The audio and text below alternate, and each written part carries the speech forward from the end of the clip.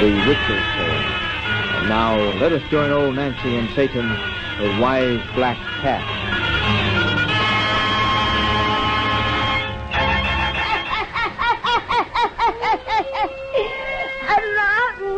115-year-old I be today. Yes, sir, 115-year-old. Well, Satan, what kind of a nice, cheerful little bedtime story will we tell these folks tonight?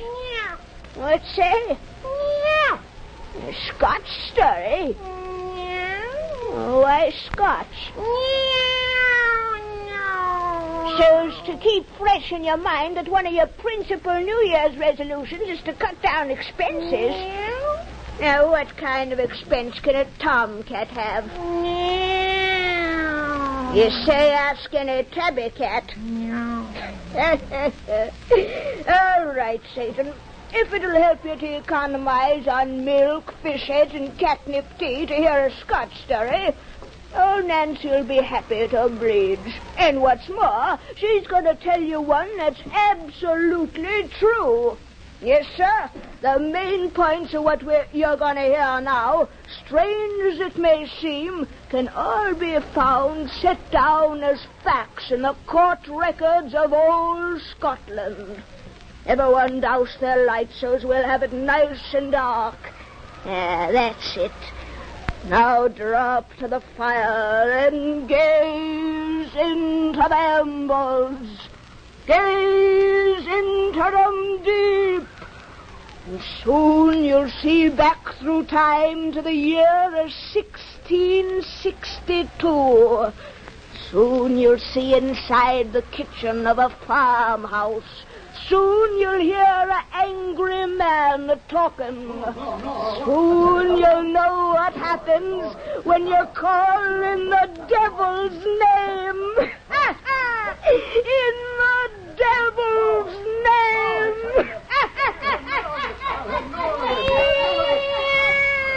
Didn't ask me to be calm. I will not be calm. With all due respect to you, Mr. Gordon, as my lad of Park, I cannot be calm. Naught is to be accomplished by your anger, John Gowdy. Your wife remains fast in yon room where she locked herself, and each mad cry you make gives her fresh determination to come out no more amongst us. The stubborn wench, I did a rhyme to reason with her. A stout rat across the back is what she needs. The devil spawn. Oh, John, please didn't speak so, my sister. Do you say it with her? I'd take no vicar for her pauper relative. This is getting nowhere. I offered to come and reason with your wife or her unbecoming conduct.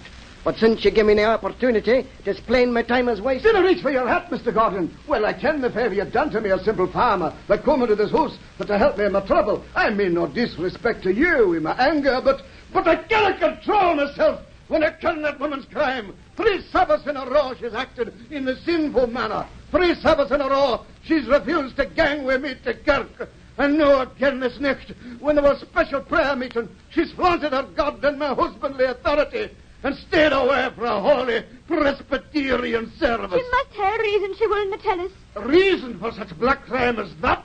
The only reason she can have is that which Master Harry Forbes gave out this night when he looked down for his pulpit and glimpsed her empty pew. What did he say? You heard him. He said, "Them as dinna come to kirk 3 Sabbaths in a row and again for special prayer meeting must be out upon the devil's business." And such words are dangerous coming from the pulpit, particularly now that our countryside is plagued with witchcraft. And a fine thing it is for me, the richest farmer in Aldeen, had to be cried upon by people as the husband of a witch. Please didn't say such things. You both ken well that Isabel is nothing of the kind. Such idle talk as this grows into fearsome tales. And should it come to the ears of the King's Majesty... It would be a good thing, and they took it up. To be worried at the stake would soon curb her haughty pride. John, I beg you. Enough of this. If you want, I should try fair talk with your wife, John Gowdy. You and Mr. Annie gang out of the sight and hearing while I'd try to persuade her to unlock yon door. Then I don't wish to be disturbed. I go, but she's the devil's own. I ken you'll have a small success. Come, John, please. All right. Mistress Gowdy, will you come out now? I'm here alone. I tell you, these walls be thin, and I heard all was said. I heard that I am the devil's own, a witch. Ha ha! That my husband would like to take a rod to me. If he ever dared, Oh, won't you please come out and let me talk with you, Mistress Gowdy?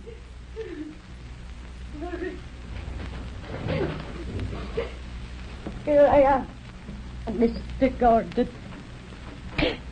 You have more brain than my husband, and should know that talk is useless. I have better eyes than your husband also, and can see you're a beautiful woman with spirit, the kind I most admire. Is that your argument? Why I should gang to Kirk on Sabbath? One of my arguments. Let's hear the others.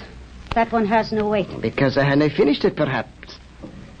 You have a reason for staying home on the Sabbath, Mistress Gowdy. The reason is my aim. Will you tell me if I guess it? Nay. I can you will, even though you didn't put it into words. You're better blood than your husband. 'Twas a come down for you to marry him. I ken your father made you for the money John possesses. What had that to do with my staying away for Kirk? Much. Your husband is a miser, and the richest farmer's wife in all old Deen has nae a decent dress to wear. I said you'd tell me if I guessed. How dare you speak of it even though you are a laird?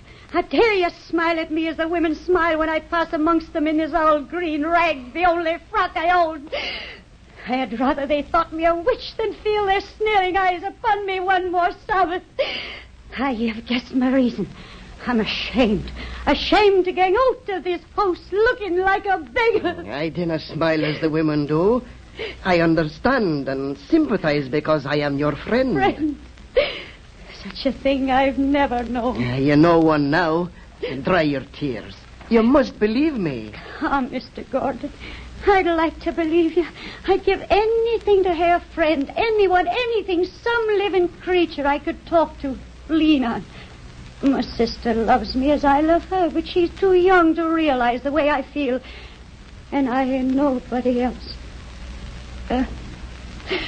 I'd like to Deen. Mistress Gowdy, you have me for friend, and I shall prove my friendship. I prove more.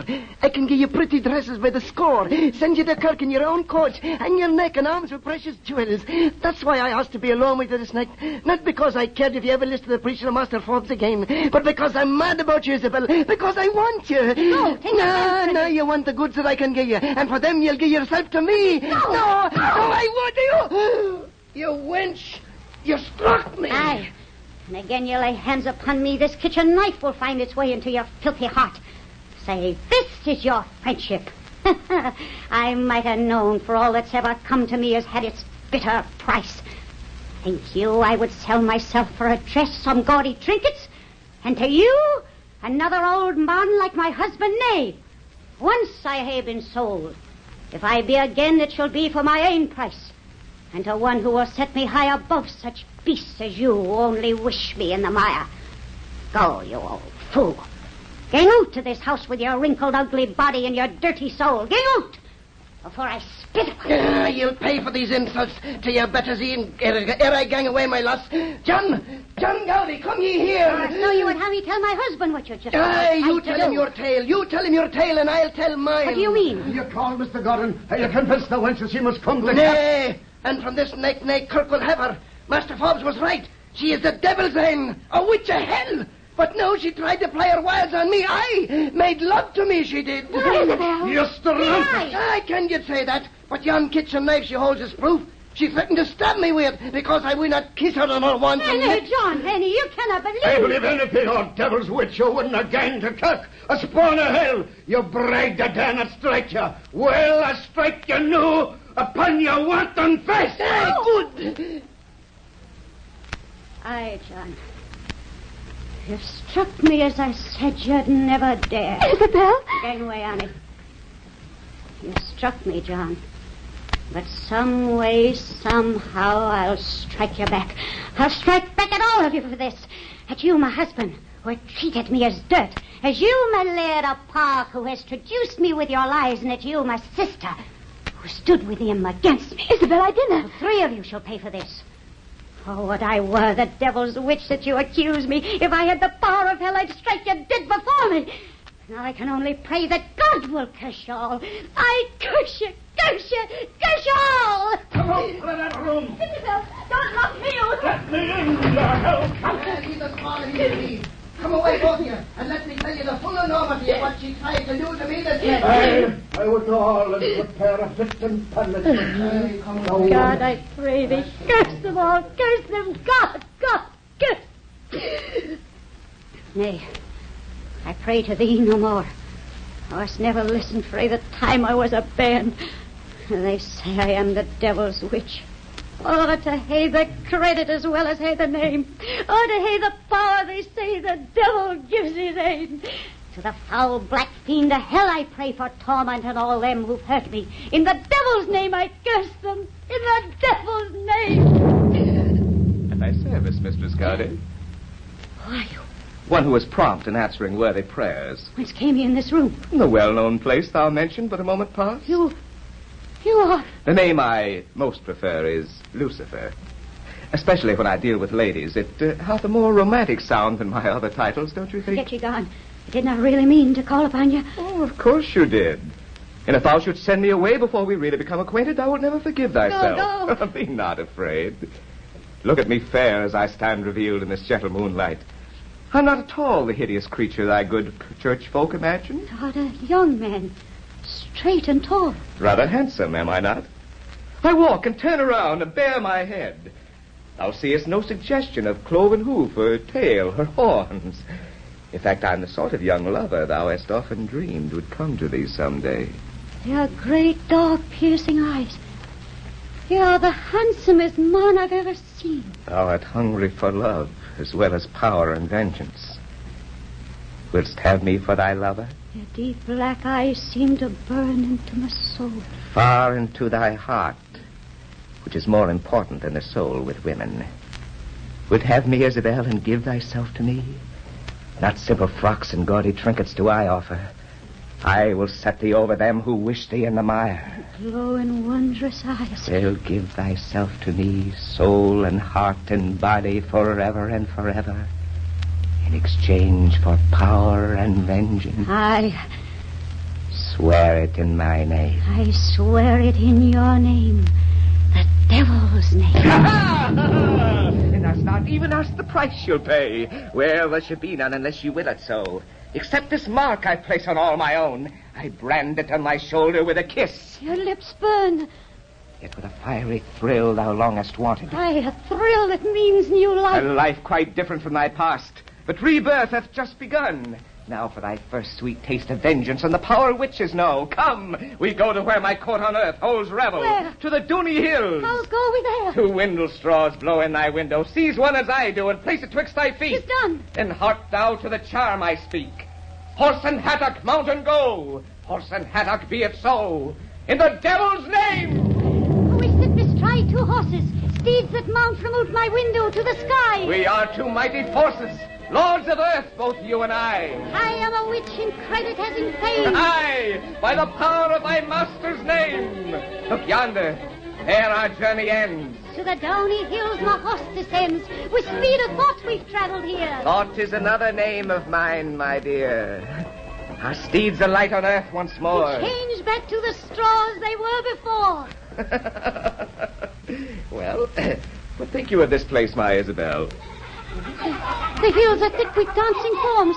Human folk I see, and fearsome creatures not earth. Oh, be not afraid. For witch or warlock, fiend or demon, all here do call me master. Kneel all, and make obeisance. Here I am God. Here is my heaven. Look ye on my kingdom, woman. I see but awful ugliness about. Ah, ye too have lost your handsome looks and are the monster that men call Oh, you. nay, nay. Gaze deep into mine eyes again and see that I am beautiful. Your eyes burn deep into my heart. And thou dost not repent thy bargain? I do not repent. Then enter in thy glory. Rise, ye witches, warlocks, usurers. Rise, all who are my subjects, and hail the newest of thy number. Now thou shalt have a servant, sweet. Reaver, come. A wee demon. Ah, he's perched upon my shoulder. He shall be thy slave, invisible once we leave this place to all human eyes but thine. Fear him not. He's thy familiar spirit. Asmodeus, bring here my subject, Bessie Ball. Bessie Ball. I ken that name. Oh, thou shouldst in all and she is thy neighbor. And she is... She is mine, as thou art. Thou wilt find many acquaintances here who have long been in my service. You called for me, great master? I have work for the old Bess. Because of all my older and Cohen, thou art the ugliest and meanest. That makes for beauty in my master's eye. Thou sayest true. Now, Mistress Isabel, for the vengeance I have promised.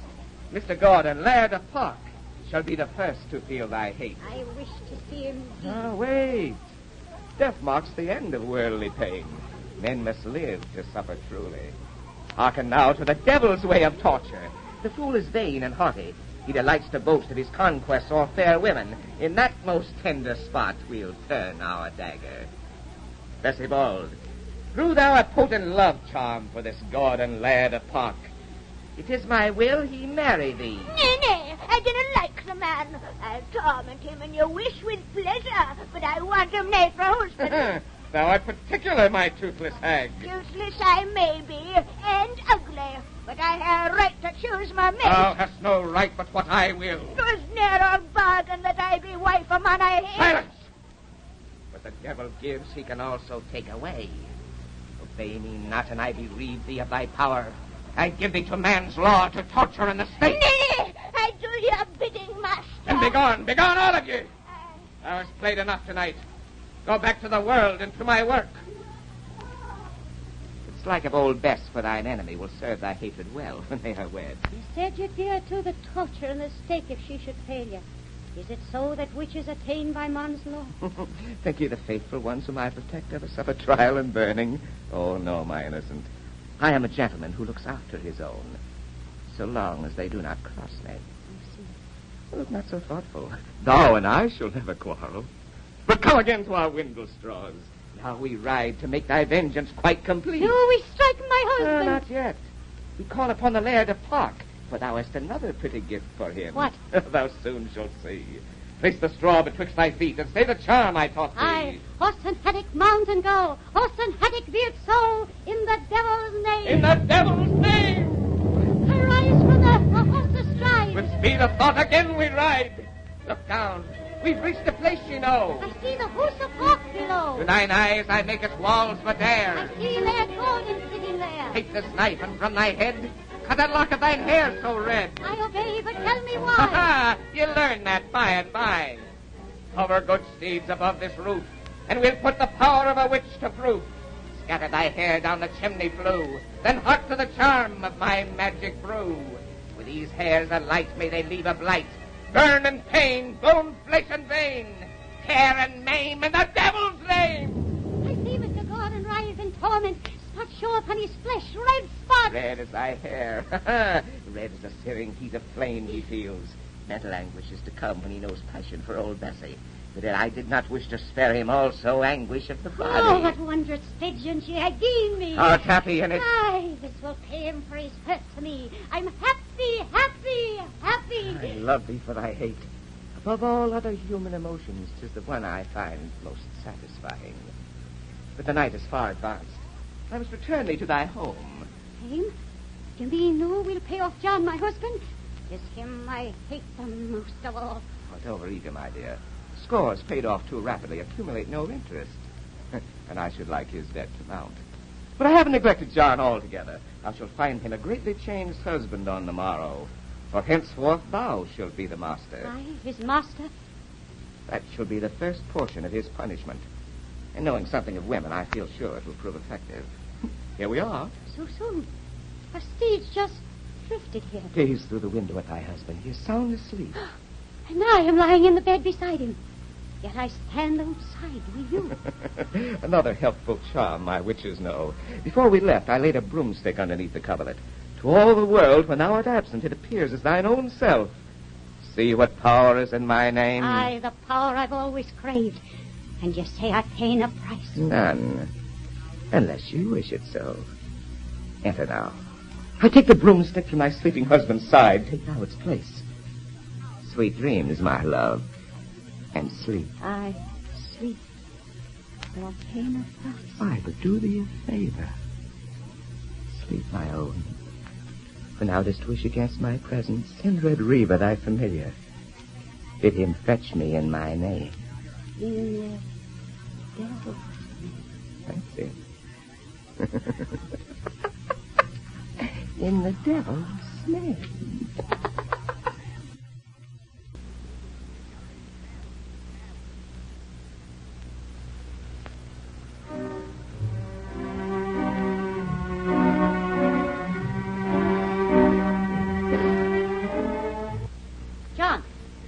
John Gowdy, didn't you hear me call you? Isabel, I'm here. You're after answer when I speak the first time. I'm sorry, Isabel. I didn't mean to vex you. Never mind your excuses. Gang out and put the coos to bed. And dinner hurry back.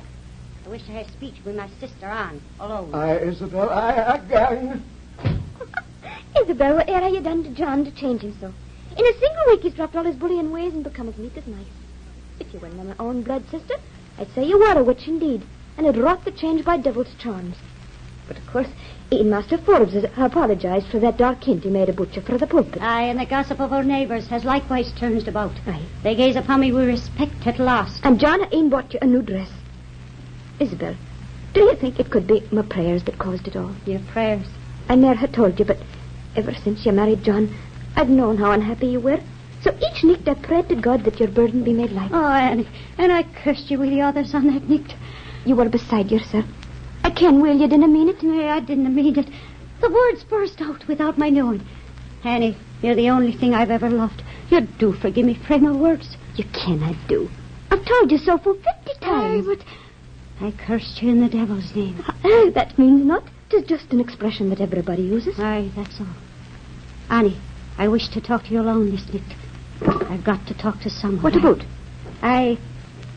Annie, do you see a small red creature perched upon my shoulder? A small red? Tell me, do you see it? No. And here where I bear my flesh, do you see a mark that looks as if two burning lips had pressed there? I see not.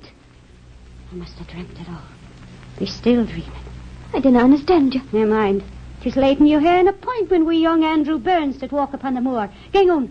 I would be alone. But dinner stay out late. I will now, Isabel. Wait. Tell me again what happened on that night a week ago. After John struck me and I went into your room. I've already told you so often you must ken it no Well, behalf. tell it again. I'm trying to write things in my mind. Well, Mr. Gordon told John some more of how you tried to make love to him. The old ninny. And John talked high of how he'd have you before the magistrates for the shame you'd brought upon him. Then suddenly a funny look come over Mr. Gordon's face, and he blurted out the whole truth of how he'd lied. Then he went home and John went into bed. Beside of me. Of course. And you were sleeping like a stick of wood after all your temper. Then I went to bed myself, and that's all that happened, except I think the painful sickness that came on Mr. Gordon that night was a punishment from heaven for the harm he tried to do you. Aye, a punishment from heaven. Oh, I must have had a dream. Tell me of this dream you prayed of. 'Tisn't important. Gang, you're gone. All right. Oh, I forgot to tell you the latest gossip for the village.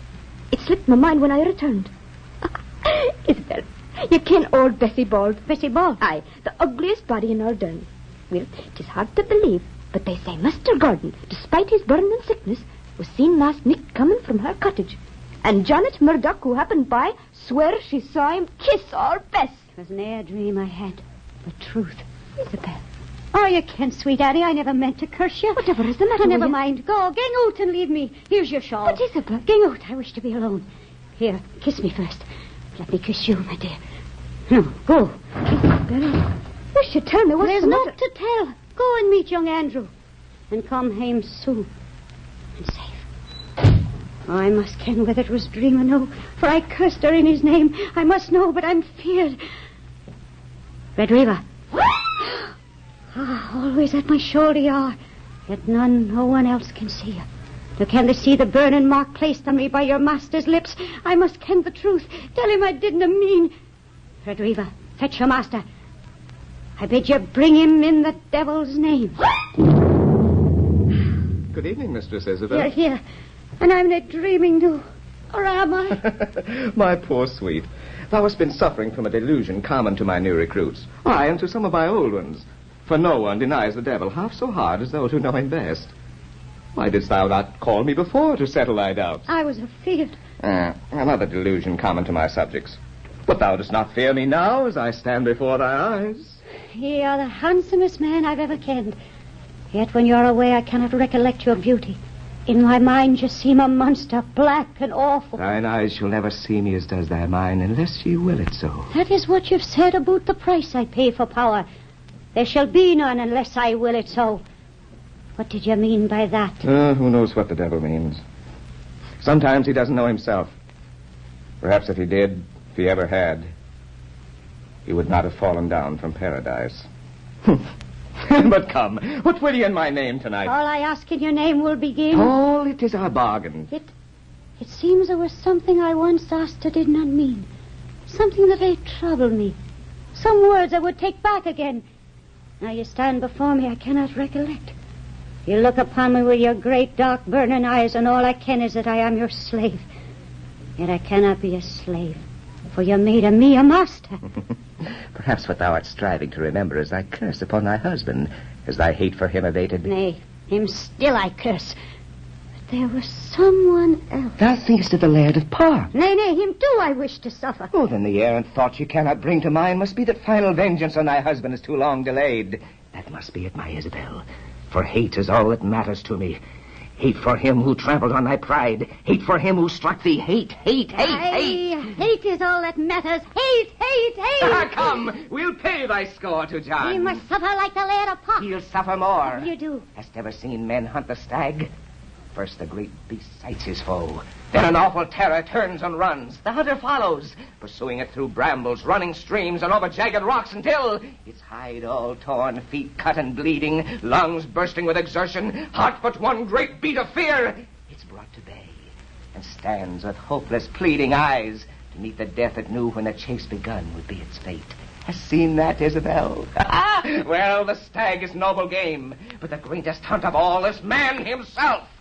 We shall hunt thy husband so. He shall be the quarry, we the hound. Again thou art my true disciple. Come, we seek him out. Here, fix the broomstick in thy bed, so none shall know ye leave the house. I lay the besom in the devil's name. It shall be as I till I come hame. Now clutch yon floating windle straw. Fix my feet, I ken its law. Horse and hattock, mount and go. Horse and hattock, be it so. In the devil's name. In the devil's name. Oh, the hunt where man is game. Tear him, rend him, bruise and maim. Death to all ye hate or blame. Death to all I've cursed in the devil's name.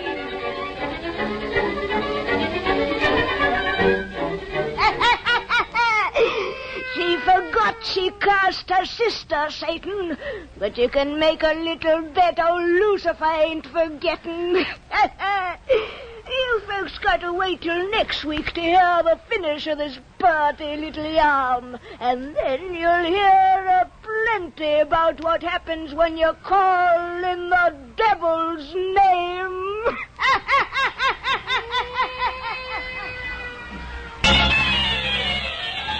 This concludes part one of the two-part drama of the 265th broadcast of The Witch's Tale, written and produced by Alonzo Deen Cole.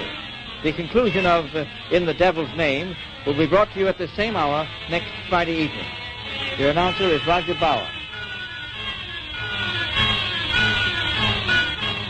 This is the Mutual Broadcasting System.